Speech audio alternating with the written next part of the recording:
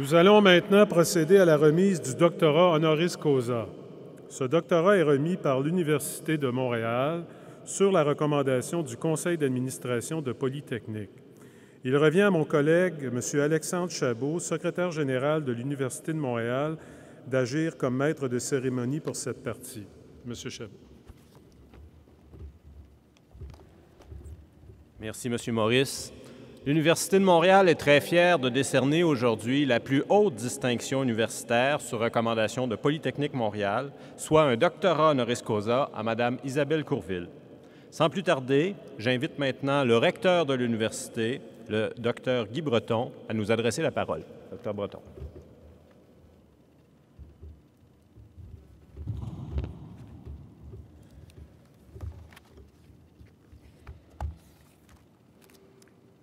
Madame Isabelle Courville, Madame la présidente du Conseil d'administration de Polytechnique Montréal, Monsieur le directeur général de Polytechnique Montréal, chers diplômés, chers professeurs, chers collègues, chers parents et amis, je suis très heureux de me joindre aujourd'hui à vous à l'occasion de cette superbe collation des grades dans un lieu tout aussi superbe. Ce moment en est un de grande fierté et je suis honoré d'y prendre part. Tout d'abord, chers diplômés, toutes mes félicitations. Le diplôme qui vous est décerné aujourd'hui récompense des années d'efforts et de travail soutenu. Il est la marque d'une formation de grande qualité, de très grande qualité, qui fait la réputation de Polytechnique Montréal partout dans le monde. Vous faites maintenant partie d'une profession dont les membres, à travers notre histoire, ont bâti le Québec moderne et fait briller le génie d'ici, partout sur la planète. Soyez-en très fiers. Encore aujourd'hui, la profession d'ingénieur reste un moteur de notre développement collectif. En fait, elle l'est plus que jamais. Nous avons besoin d'ingénieurs pour améliorer nos infrastructures, trouver des solutions aux problèmes de réchauffement climatique, repousser les frontières technologiques autant en santé qu'en manufacturing, améliorer l'innovation de nos entreprises et nos services publics, partout. Il n'y a pas de défi qui ne fait pas appel au génie, pas de domaine qui n'a pas besoin de vos connaissances, de votre talent, de votre créativité. Il paraît que le génie mène à tout. Aujourd'hui, nous honorons une diplômée de notre grande école qui nous le confirme avec éclat. Madame Isabelle Courville est présidente du conseil d'administration de la Banque Laurentienne qui gère un actif de près de 35 milliards de dollars. Elle a déjà confié au journal La Presse qu'en s'inscrivant en génie physique au début des années 80, elle souhaitait devenir astronaute. Elle n'a peut-être pas encore visité l'espace, bien qu'aujourd'hui tout est possible, mais son ascension dans le domaine de la haute gestion a été aussi continuelle que remarquable. Si bien que le magazine Fortune l'a déjà choisie comme l'une des 50 femmes d'affaires les plus influentes dans le monde. Au cours de sa carrière, Isabelle Courville a évolué dans différents réseaux. Réseau de télécommunications d'abord, puisqu'elle a présidé le groupe Grande Entreprise de Bell. Réseau électrique ensuite, puisqu'elle a dirigé chez Hydro-Québec les divisions Transénergie et Distribution. Réseau financier aujourd'hui. Et enfin, réseau d'entraide, puisqu'elle s'est engagée bénévolement dans plusieurs causes, dont celle de l'avancement des femmes en Asie. Madame Isabelle Courville, vous incarnez un modèle inspirant de réussite pour tous les diplômés de Polytechnique Montréal et de l'Université de Montréal. C'est pourquoi nous sommes honorés de vous remettre aujourd'hui un doctorat honoris causa, la plus haute distinction universitaire. Et vous, chers diplômés, puissiez-vous, à l'instar d'Isabelle Courville, suivre vos passions et aller au bout de vos rêves. Vous en avez certainement la capacité, sinon, vous ne seriez pas assis ici aujourd'hui. Merci à toutes et à tous d'être présents pour célébrer ce grand moment. Et encore bravo et félicitations à tous nos diplômés et à notre nouvelle docteure, Mme Courville.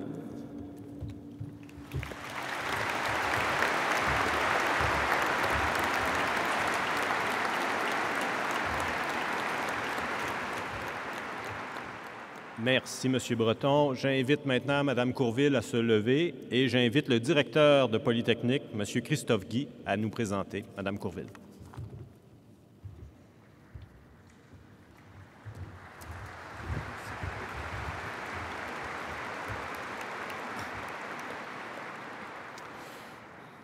Mesdames, Messieurs, chers diplômés, vous l'avez compris, aujourd'hui, nous avons le privilège d'accueillir parmi nous une invitée de marque que nous reconnaissons comme un modèle de réussite pour la profession d'ingénieur. Nous profitons de cette journée de collation des grades pour remettre la plus haute distinction dans le milieu universitaire, le doctorat honoris causa, à l'ingénieure Isabelle Courville, présidente du conseil d'administration de la Banque Laurentienne. Après ses études en génie physique à Polytechnique, elle le complète en 1985, Madame Courville décide de poursuivre sa formation universitaire et obtient un diplôme de droit de l'Université McGill en 1991. C'est donc comme ingénieure et avocate que Madame Courville bâtit sa carrière, tout d'abord au sein des entreprises de télécommunications du groupe Bell. Elle occupe rapidement des postes de haute direction, assumant dès 2001 les fonctions de PDG du groupe Bell Nordique, un chef de file des télécommunications dans les régions périphériques du Québec et de l'Ontario. Après avoir rempli ce mandat avec brio, elle devient en 2003 présidente du groupe Grande Entreprise de Bell, qui à cette époque génère un chiffre d'affaires de 3 milliards de dollars et compte quelques 4000 employés. Quelques années plus tard, en 2007, elle se joint à Hydro-Québec et prend la direction de Transénergie, la division qui exploite le réseau de transport d'électricité le plus vaste d'Amérique du Nord, lequel compte 33 000 km de lignes électriques. Elle dirige cette division qui regroupe alors 3 500 employés, possède un actif de 15 milliards de dollars et dont les revenus se chiffrent à 2,5 milliards de dollars par année. Elle devient par la suite présidente d'Hydro-Québec Distribution, la division d'Hydro qui assure l'approvisionnement en électricité du marché québécois et qui distribue à l'époque quelques 168 TWh à sa clientèle. C'est en 2013 que Denis Deshôtels lui passe le flambeau à la présidence du conseil d'administration de la Banque Laurentienne. D'ailleurs, Isabelle Courville s'était intéressée au conseil d'administration bien avant de siéger à celui de la Banque Laurentienne. Déjà, lorsqu'elle était étudiante en génie physique, elle siégeait au CA de l'Association des étudiantes polytechniques, dont elle fut d'ailleurs la vice-présidente aux affaires internes à sa dernière année d'études. Si elle s'est intéressée si tôt dans sa carrière au conseil d'administration, c'est sans doute que son sens de l'analyse et le leadership qu'on lui connaît aujourd'hui l'a menée vers les orientations stratégiques des organisations. Isabelle Courville a d'ailleurs exercé son talent au conseil d'administration de Polytechnique, mais également au sein de nombreuses organisations telles que la Chambre de commerce du Montréal métropolitain, le groupe TVA, Technologie Miranda et le Conference Board du Canada.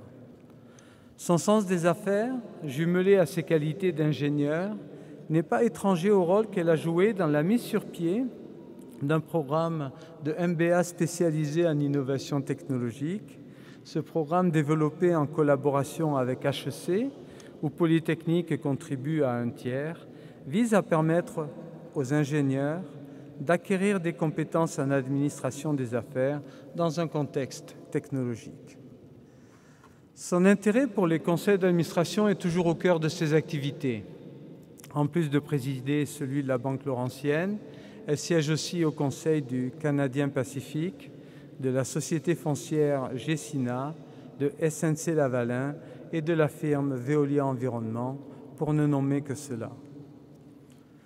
Redonner à la société est une valeur importante pour Isabelle Courville, notamment dans le domaine de la santé.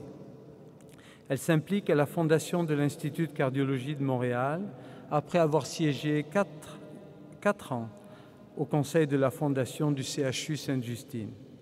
Elle est d'ailleurs toujours proche de cette dernière fondation, associée à sa campagne actuelle « Plus, mieux, guérir ». Pour Polytechnique, Isabelle Courville représente un modèle.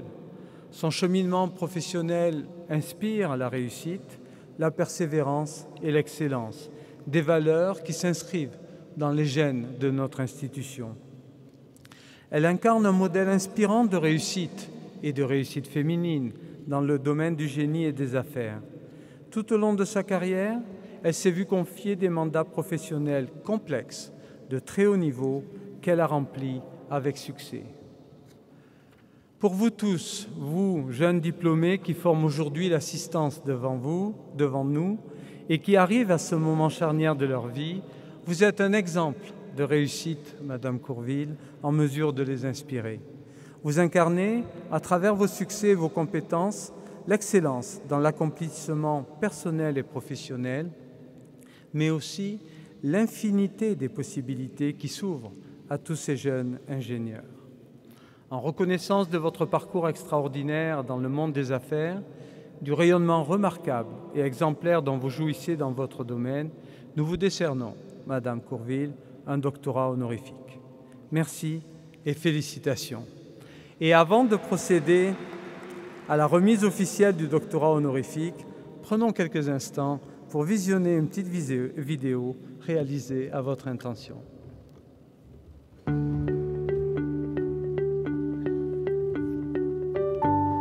Je pense que la plus grande rencontre, du moins pour moi, c'est lorsqu'elle m'a annoncé que je devenais le président de la banque. Puis là, Isabelle était là, elle dit « On a la confiance, le conseil a confiance, moi j'ai confiance, on va être là pour toi, on va t'aider, puis on va réussir ensemble. » C'est un moment que j'oublierai jamais.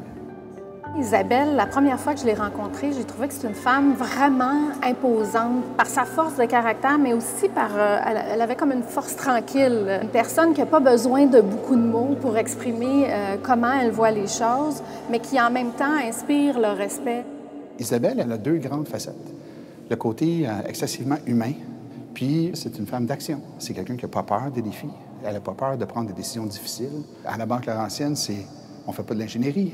Par contre, la façon de penser d'un ingénieur, la façon d'exécuter d'un ingénieur, la précision, ça fait partie de sa personnalité et de son savoir-faire. À la Fondation Sainte-Justine, Isabelle a joué un rôle important. Ici, on est dans le bâtiment qui a été construit grâce à la campagne Grandir en santé. Isabelle était au conseil d'administration pendant cette campagne de levée de fonds-là. Isabelle faisait partie de ces leaders-là qui croyaient en la santé pédiatrique. Une des contributions d'Isabelle, c'est de faire avancer la cause des femmes. C'est la deuxième femme à la tête d'un conseil de banque canadienne. Mais je pense que le travail qu'Isabelle a fait à cet égard a amené la cause des femmes à un autre moment dans notre histoire. Elle a réussi à occuper sa place aussi dans ce milieu-là, qui est un milieu d'hommes, et à tirer son épingle du jeu et essentiellement à réussir à accéder à un poste qui est vraiment un poste de haut niveau dans une organisation comme celle qui est Hydro-Québec. Travailler avec Isabelle, moi, je trouve ça le fun. Tu amènes tes points, elle amène ses points, on fait quelque chose, on part à d'autres choses.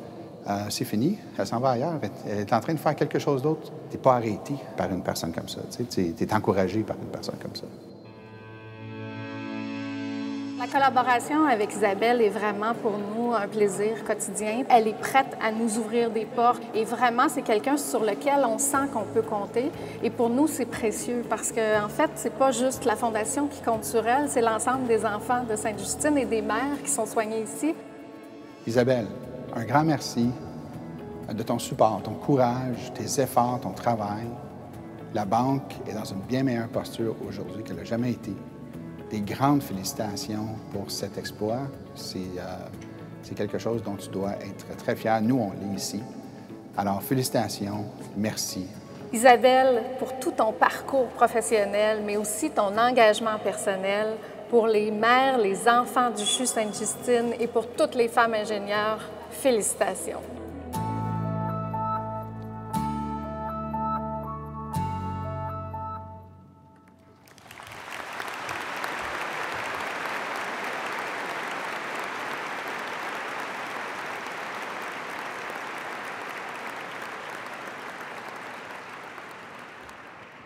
J'invite maintenant Mme Courville, Mme la présidente du Conseil, M. le recteur et M. le directeur général à s'avancer au centre de la scène. Dans quelques instants, nous remettrons les insignes à Mme Courville, soit l'épitoge aux couleurs de l'université et son diplôme. Et par la suite, j'inviterai Mme Courville à signer le livre d'or de Polytechnique Montréal et celui de l'Université de Montréal. Monsieur le recteur, vous êtes prié de remettre en séance solennelle un doctorat honoris causa à Mme Isabelle Courville.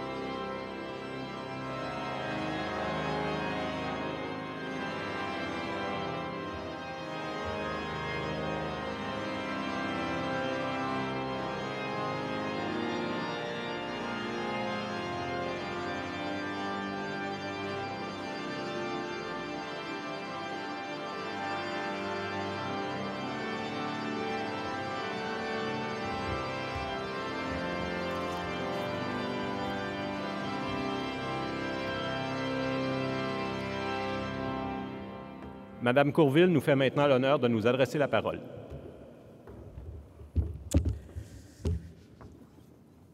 Monsieur le recteur de l'Université de Montréal, Madame la principale et présidente du Conseil de Polytechnique, Monsieur le directeur général, distingués invités, parents, amis et surtout, chers diplômés de la 141e promotion.